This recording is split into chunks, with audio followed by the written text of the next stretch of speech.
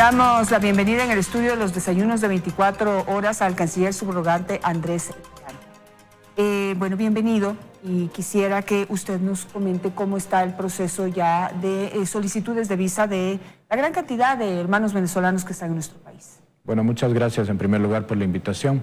Yo quisiera empezar a hacer una introducción. Esta medida que ha impuesto el gobierno nacional es una medida, en primer lugar, responsable. Todos los gobiernos tienen la obligación de controlar y de regular la migración. Y esta es una medida que es legal, es legítima, es soberana y que tiene por objeto hacer un control y tener una migración ordenada, regular y segura. Y en ese sentido, ¿cómo ha sido, digamos, recibida ya en la práctica este derecho, esta obligación y esta responsabilidad y esta decisión del gobierno ecuatoriano? Bueno, hoy es el tercer día, tenemos más o menos alrededor de 300 solicitudes ya, la mayoría de ellas desde Caracas. Como usted sabe, este requisito de la visa se lo hace en línea en los consulados en Caracas, en Bogotá y en Lima.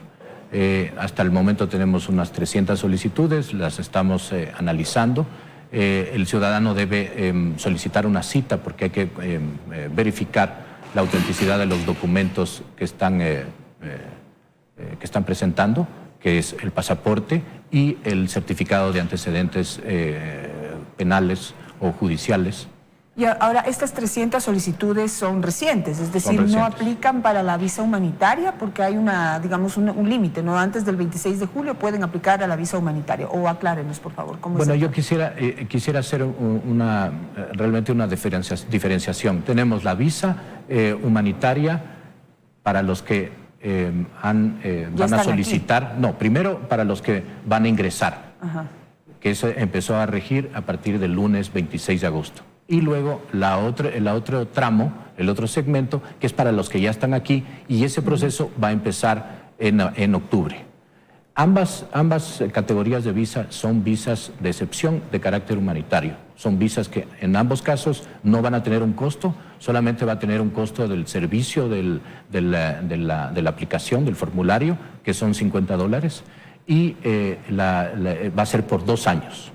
De tal manera que el ciudadano venezolano que ingrese podrá estar regular en el territorio ecuatoriano, y los que ya han ingresado hasta el 26 de julio por un paso regular y que no hayan cometido delitos tendrán acceso a este visado por 2 años. Esto le permitirá al ciudadano tener los mismos derechos y las mismas obligaciones que los ecuatorianos. Es decir, pueden trabajar, pueden tener derecho al estudio, a la salud. De esas visas, ¿cuántas solicitudes han recibido para regular a la población que está aquí? Bueno, ese proceso, como le digo, va a empezar en octubre. Todavía no empieza el proceso para regularizar a los que ya están en el Ecuador. Lo que ha empezado son las visas para los que van a ingresar al territorio ecuatoriano desde el lunes 26. ¿Qué opciones tienen? ¿Cuáles son las visas a las que pueden acceder? Bueno, son estas dos categorías, además del resto de categorías de visas. Pero dicen que hay 18 categorías. Sí, hay 18 categorías de visa que sí, pero son visas para empresarios, visas que tienen un costo de $200, en fin, son visas que no aplicarían en este caso para los ciudadanos venezolanos que están ingresando y para los que ya están aquí.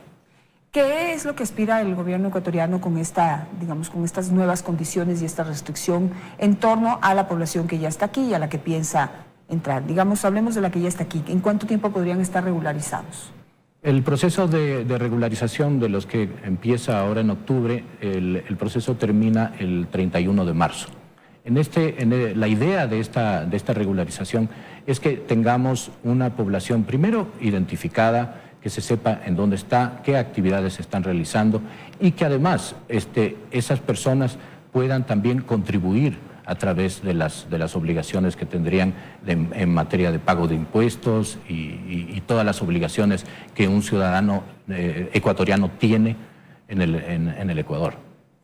En este proceso, pues, hay mucha gente que está en la frontera, que ya no puede entrar porque no tiene ningún tipo de visa y que están pidiendo que se haga un corredor humanitario, es decir, para poder pasar al Perú. ¿Eso es posible? Es decir, que atraviesen nuestro país sin tener esa visa, pero pues que haya esa, me imagino, esa condición, no sé cómo se podría controlar y vigilar, de que pasen, simplemente atraviesen el territorio y crucen la otra frontera. ¿Es posible eso? Nosotros estamos trabajando con las autoridades de Perú, de Chile y de Colombia justamente para tener claridad respecto de los requisitos que se pide, por ejemplo, en el Perú y en Chile, a fin de que nosotros podamos hacer y permitir el paso de aquellas personas que tengan visa, porque, por ejemplo, en el caso de Chile, no ingresa ningún ciudadano que no tenga visa, de tal manera que si nos demuestran que tiene una visa en la frontera, les podemos dejar pasar. Pero si no tienen ese documento, ese requisito, no podríamos dejarles pasar. Ahora, si bien es un derecho del Ecuador el poder exigir determinados requisitos para que ciudadanos extranjeros puedan entrar a nuestro país, es bien conocido que en Venezuela es muy difícil adquirir un pasaporte, incluso una cédula de identidad, y quienes lo consiguen pues tienen que pagar mucho dinero por él. En ese sentido, pues, ¿cómo poder de alguna manera cumplir con este compromiso del gobierno ecuatoriano de dar una mano a esta población que quiere salir de ese país por las condiciones en las que están? Sí, la ventaja que tenemos es que, por ejemplo, todas las personas que ya están en el Ecuador, más o menos alrededor de 70% de ese grueso de la población venezolana que ya está en el Ecuador, ha ingresado con pasaporte. Y el hecho de permitir y de facilitar el que nosotros recibamos ese pasaporte, aunque sea con una caducidad de 5 años, es una facilidad que le estamos dando al hermano venezolano que está atravesando una situación muy complicada. De la población que, digamos, que ha entrado aquí, que usted dice que el 70% tienen ya un pasaporte, ¿cuántos podríamos hablar? ¿Existe algún cálculo de porcentaje de cuáles tienen el pasaporte caducado, como para también tener esa medida de que en ese documento puede haber cambios que no estamos conociendo? Bueno, todavía no tenemos esa información. Esas son informaciones que pretendemos tenerlas justamente con este registro que se va a hacer de los ciudadanos venezolanos que están aquí en el Ecuador. Ese es un proceso que se va a iniciar en breve y es facultad del Ministerio de Gobierno hacerlo. Y con ese registro vamos a tener mucho más información y vamos a poder adoptar las políticas públicas necesarias para poder facilitar, digamos, este proceso.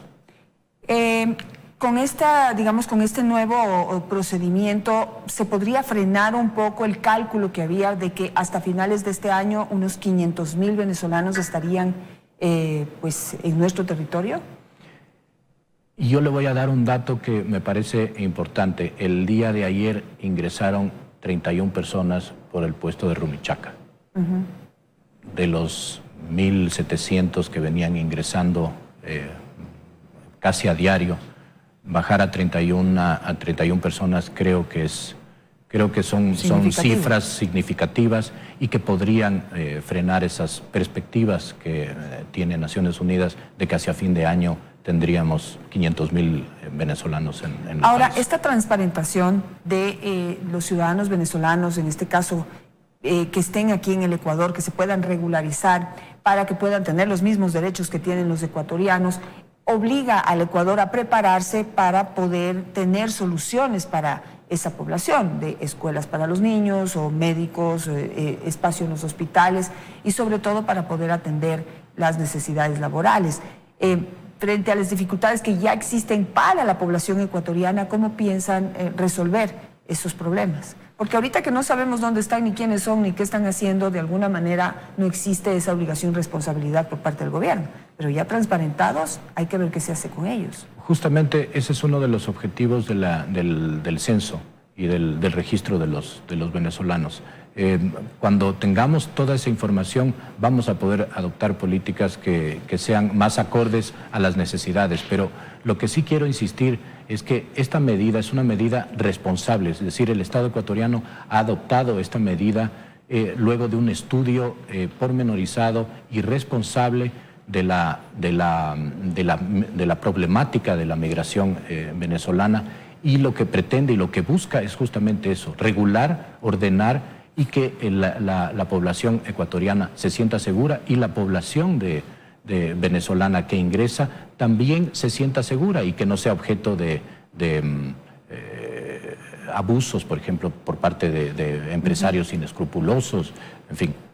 O que no se les responsabilice tal vez de situaciones, por ejemplo, de delincuencia que no sabemos si realmente están o no involucrados, digamos, en gran parte de los casos. No sé si en ese sentido tienen ustedes algún dato, porque la población tiene esta percepción, esta sensación de que a raíz del ingreso de los ciudadanos venezolanos se habría incrementado el nivel delincuencial y los responsabilizan de alguna manera, causa rechazo, causa discriminación y etcétera, etcétera. Sí, justamente ese es el objetivo de la medida. El objetivo es justamente el poder tener una previsibilidad, tener información y poder tomar las medidas necesarias. Ahora, el Ministerio de Gobierno está haciendo un trabajo bastante bueno, diría yo, en el sentido de que estamos controlando y haciendo, digamos, un control en materia de seguridad, porque sí es penoso ver que mucha de esta gente cae en estas redes de la delincuencia organizada transnacional. Pero bueno, de todas maneras valdría la pena señalar que de las estadísticas, más del 80-90% de casos de delincuencia en el Ecuador son protagonizados o realizados por ecuatorianos. Entonces también habría que establecer esa realidad en cifras. Quisiera pasar a otro tema, porque si bien el Ecuador tiene ahora esta responsabilidad y trata de atender y resolver los problemas de esta población venezolana que está ingresando a nuestro país, paralelamente como que le hemos quitado la mirada y nos hemos descuidado un poco de la cantidad de migración ilegal que hay de ecuatorianos hacia otros países, especialmente hacia los Estados Unidos. Hay un reporte que me llama mucho la atención y quisiera saber si ustedes lo tienen bajo la mirada. Hay un reporte de prensa que dice que 7.800 ecuatorianos se fueron de vacaciones a México y no volvieron. Y pues 1 más 1, 2, ¿no? Es gente que logra ingresar a México para luego pasar a los Estados Unidos. Entonces, sigue a este problema. Hay quienes dicen que hay una nueva ola, digamos, de migrantes ecuatorianos que estarían saliendo en condiciones pues peligrosas o que pues utilizan sus visas para poder luego pasar a los Estados Unidos. ¿Qué está pasando allí? Y yo pienso que, además estamos seguros que este no es un tema simplemente de una oleada de migración ecuatoriana hacia afuera. Estos son justamente las organizaciones de trata de personas, de delincuencia organizada transnacional, que lo que hacen es reclutar a ecuatorianos y los llevan hacia México y luego con otros destinos, hacia Estados Unidos, en fin. Y eso es justamente uno de los temas que queremos enfrentar y estamos enfrentando de una manera articulada con el Ministerio de Gobierno.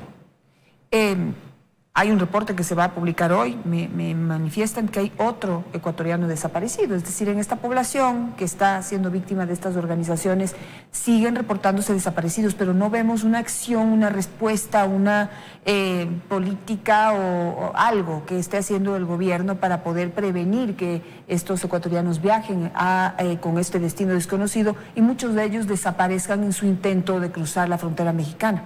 En lo que compete al Estado ecuatoriano y al Ministerio de Relaciones Exteriores y Movilidad Humana, nosotros sí estamos en una campaña de información a la ciudadanía para que no caiga en estas redes, para que se aleje de estos ofrecimientos que les lleva al engaño a los ciudadanos y que terminan en estas situaciones dramáticas. ¿Y qué, digamos, planes o acciones tienen para los ecuatorianos que, por ejemplo, desaparecen? ¿Cómo colaboran con las autoridades de otros países para poder encontrar a estas personas, a estos ciudadanos ecuatorianos, ver qué pasó con ellos, investigar, encontrar a los culpables, no sé?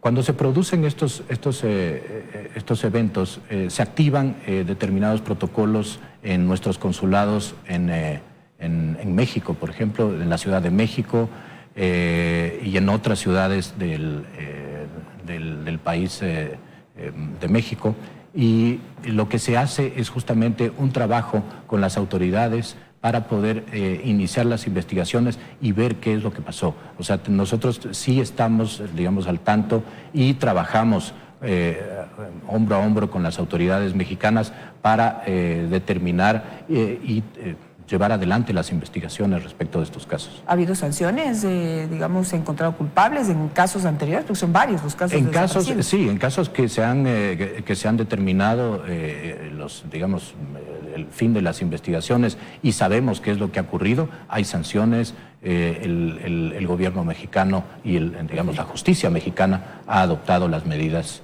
necesarias. Sería importante saber, ¿no? Poder conocer esos resultados de quiénes han sido los responsables de la desaparición de ecuatorianos en la frontera mexicana y qué tipo de sanciones han recibido. Creo que sería muy importante para poder cerrar ese círculo que queda como abierto y de alto impacto, ¿no? Saber que hay ecuatorianos que todavía fallecen en esas condiciones. Gracias. Muchas gracias. Señor